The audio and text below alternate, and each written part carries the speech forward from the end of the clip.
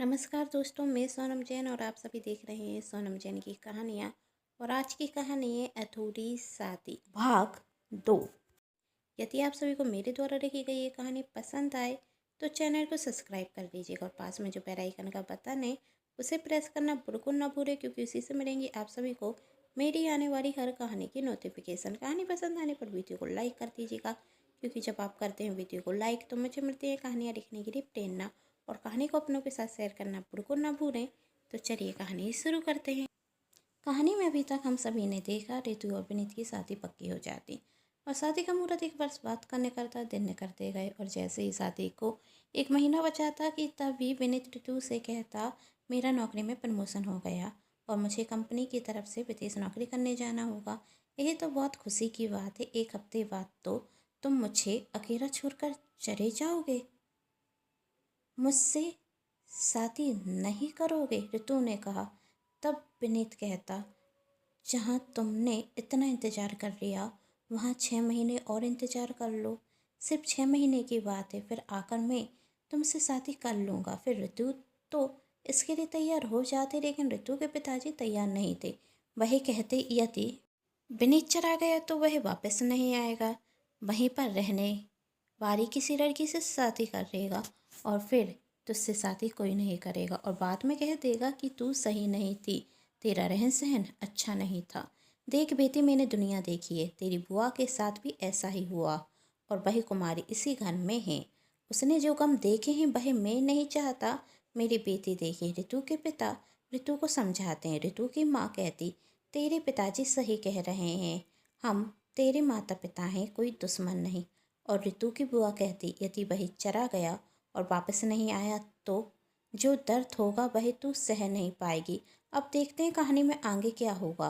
विनीत का ऋतु के पास फोन आता है और वही ऋतु से कहता, तुम कहोगी तभी मैं जाऊंगा, वरना नहीं जाऊंगा। तब ऋतु विनीत को सब कुछ बता देती कि उसके पिता ने उससे क्या कहा और वही कहती, मेरे पिताजी कभी तैयार नहीं होंगे, तुम्हारा क्या फैसला है, विनीत ने पूछा। तब ऋतु कहती, मुझे कुछ समझ में नहीं आ रहा, मैं क्या कहूँ तुमसे।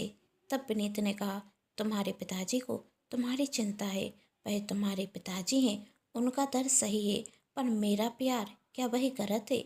मैंने ऐसा नहीं कहा, ऋतु कहती, पर तुमने ये भी तो नहीं कहा कि तुम्हें मुझ पर विश्वास है। क्या तुम्हें मुझ पर विश्वास नहीं? क्या तुम्हें भरोसा नहीं कि मैं रौत कर आऊँगा? तब ऋतु ने कहा, मुझे विश्वास है, भरोसा है, तुम रौत कर आओगे। और मैंने पापा से यही कहा, पर पापा मेरी बात मानने को तैयार नहीं। तो अब तुम बताओ मैं क्या करूं? अपने दिल की सुनो, विनीत ने कहा। मेरे दिल में तो मेरा पूरा परिवार है। जब बुआ जी को देखती हूँ तो डर लगता है, क्योंकि मैं तुम्हें खोना नहीं चाहती। अब तुम्हारे बिना मैं जी नहीं पाऊंगी। यदि तुमने मुझे छोड़ दिया तो मैं जिंदगी छोड़ दूंगी। ऐसा मत कहो ऋतु, विनीत कहता। तुम्हारी जिंदगी नहीं होगी तो इस जिंदगी का मैं क्या करूँगा? बहुत प्यार करता हूँ तुझसे और तुम्हारे लिए यह नौकरी भी छोड़ दूंगा, जिसका सपना मैंने बचपन से देखा था। तुम्हें मैं इमोशनल ब्लैकमेल नहीं कर रहा हूँ, मैं सिर्फ अपने दिल का हाल बता रहा हूँ। जब हम कोई सपना देखते हैं तो उसे पूरा करने की बहुत मेहनत करते हैं, और जब वह अवसर पास में आता है तो उसे छोड़ा नहीं जाता। मैं समझ सकती हूँ, ऋतु कहती। मैं पापा को समझाने की फिर से कोशिश करूँगी, ऋतु ने कहा। और यदि पापा नहीं माने तो विनीत कहता, एक बार कोशिश करके देखने तो दो, ऋतु ने कहा।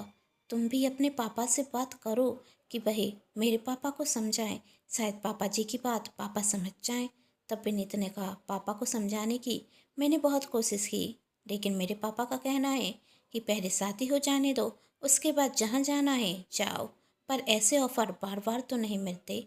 माँ से बात की, आप ही पापा से बात कीजिए। तब माँ ने कहा, बेटा हमने उनसे वादा किया है, एक साल बाद उनकी बेटी से शादी जरूर करेंगे और हम अपनी बातें से मुकर नहीं सकते। तुम्हें इस सब के बारे में पहले ही सोच लेना चाहिए था। माँ का कहना सही है कि मुझे पहले सोच लेना चाहिए था, पर मुझे थोड़ी ना पता था कि ऐसा कुछ होगा। मैं तो बस कोशिश कर रहा था, मुझे नहीं पता था कि मेरी कोशिश का फल इतनी जल्दी मिलेगा और ऐसे मौके पर मिलेगा। भगवान भी परीक्षा लेने से कभी छोड़ता नहीं। तब ऋतु ने कहा, अब भगवान ने परीक्षा ली है तो पास भी वही कराएंगे। मैंने तो आज तक हर परीक्षा में उनसे प्रार्थना की है, तो इस परीक्षा में भी उनसे ही कहूँगी और उनके ऊपर ही सब कुछ छोड़ दूँगी। अब भगवान पर विश्वास रखो। और पापा जी ने भी तो कहा था ना, भगवान की मर्जी के आगे किसी की नहीं चलती, तो अब वही होगा जो भगवान चाहेंगे, ऋतु कहती। तब विनीत ने कहा, तुम्हारा कहना भी सही है, मैं तो भगवान से तुम्हें ही मांगूंगा। तब ऋतु ने कहा, और मैं तुम्हारी खुशियाँ, मेरी खुशी तो तुम हो, और मैं नहीं चाहता जिस खुशी के बारे में तुम बात कर रही हो वही तो अब मुश्किल रखती है। शादी होने वाली है हमारी, और पति की परेशानियों को दूर करना एक अच्छी पत्नी का कर्तव्य होता है। तुम चिंता मत करो, इसका भी कोई हल निकल आएगा।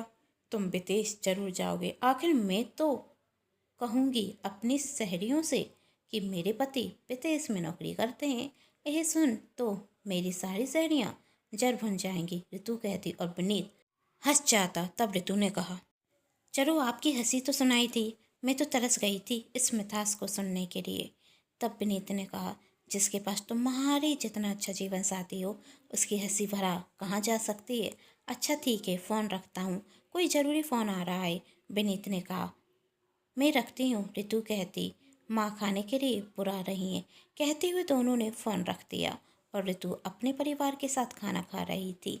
तभी ऋतु ने एक और बार अपने पापा से कहने की कोशिश की, पापा आज ना पेपर में दो खबरें देखी। एक व्यक्ति रास्ते में जा रहा था, उसका पर्स गिर जाता तो दूसरा व्यक्ति उसे उठा कर दे देता। और दूसरी खबर ये थी कि एक व्यक्ति जब बस में सफ़र कर रहा था तो किसी व्यक्ति ने उसका पर्स निकाल लिया। समझ में नहीं आता, एक को तो खुद पर्स तो मिल गया था तो भी छोड़ दिया, और दूसरे ने किसी के जेब में से पर्स निकाल लिया। कैसे कैसे इंसान है ना, इस दुनिया में बेवकूफ़ था जिसने पर्स लौटा दिया, नहीं तो। तब ऋतु के पिता ने कहा, बेटा हर इंसान एक जैसा नहीं होता, और इंसान पर्स लौटा कर समझदारी की। आखिर उस पर्स से वही क्या पाता। और जब उसने पर्स लौटाया तो सबने उसकी तारीफ तो की। जब कोई गलत कर रहा है तो इसका मतलब यह तो नहीं दूसरा व्यक्ति भी गलत करेगा। हाँ पापा, आपने सही कहा, ऋतु कहती। हर इंसान एक जैसा नहीं होता, तो जरूरी तो नहीं बुआ की साथी जिस व्यक्ति के साथ पक्की हुई थी वही बुआ को छोड़कर चला गया तो विनीत जी मुझे छोड़कर चले जाएंगे। ऋतु के पिता खाना छोड़ते हुए कहते, तुम चाहे कुछ कह रो, लेकिन मेरा निर्णय बदलने वाला नहीं है। पापा आपने ही कहा हर इंसान एक जैसा नहीं होता। और विनीत जी भी रखें, भाई अपनी बुराई नहीं कराएंगे। उनके परिवार को तो देखो ना, अपने बेटे को विदेश नहीं भेजकर मुझसे शादी करने के लिए कह रहे हैं। इतने अच्छे संस्कार का बेटा आखिर मुझे धोखा क्यों देगा। पापा विनीत जी ने इसके लिए बहुत मेहनत की है, और मैं नहीं चाहती कि मुझसे शादी करने के लिए उन्हें अपने सपने को छोड़ना पड़े। एक सपने की कीमत वही समझ सकता है जिसने कभी सपना देखा हो। माँ तो कहती थी आपका छोटा सा व्यवसाय था, आपका सपना था कि आप बहुत बड़ा व्यवसाय करें, और आज जब बड़ा व्यवसाय कर रहे हैं तो आप तो सपने की कीमत समझ सकते हैं। तो विनीत जी के सपने की कीमत क्यों नहीं समझते। बस बहुत हो गया, ऋतु के पिता ने गुस्से में कहा, मुझे अब इस बारे में कोई बात नहीं करनी। और दामाद जी को यदि विदेश में नौकरी करनी है तो मैंने मना नहीं किया है, बस पहले तुझसे शादी करें और उसके बाद नौकरी करें। पहले तेरी मांग भरें, उसके बाद विदेश जाएं, तेरे गले में मंगलसूत्र पहनाएं, उसके बाद उन्हें जो करना है वही वही करें, लेकिन तुझसे शादी पहले करें। और 1 महीने मान नहीं सकते हैं, वही बहुत प्यार करता है ना तुझसे, तो प्यार के खातिर इतना नहीं कर सकता। कैसा प्यार है कि तुझे छोड़कर जा रहा है। पापा प्यार तो मैंने भी उनसे किया है, ऋतु ने कहा, और मैं अपने प्यार को स्वार्थी नहीं बना सकती। कर के दिन रोक तो यही कहेंगे ना कि मुझसे शादी करने के लिए इन्होंने अपने बचपन के सपने को छोड़ दिया। रोको को जो कहना है सो कहें, लेकिन शादी पहले होगी, ऋतु के पिता ने कहा। ठीक है पापा, जैसा आप चाहेंगे वैसा ही होगा, ऋतु अपने पिता से कहती। ऋतु के पिता वहाँ से चले जाते और ऋतु की माँ सोच रही थी, आखिर इस लड़की के दिमाग में चल क्या रहा है।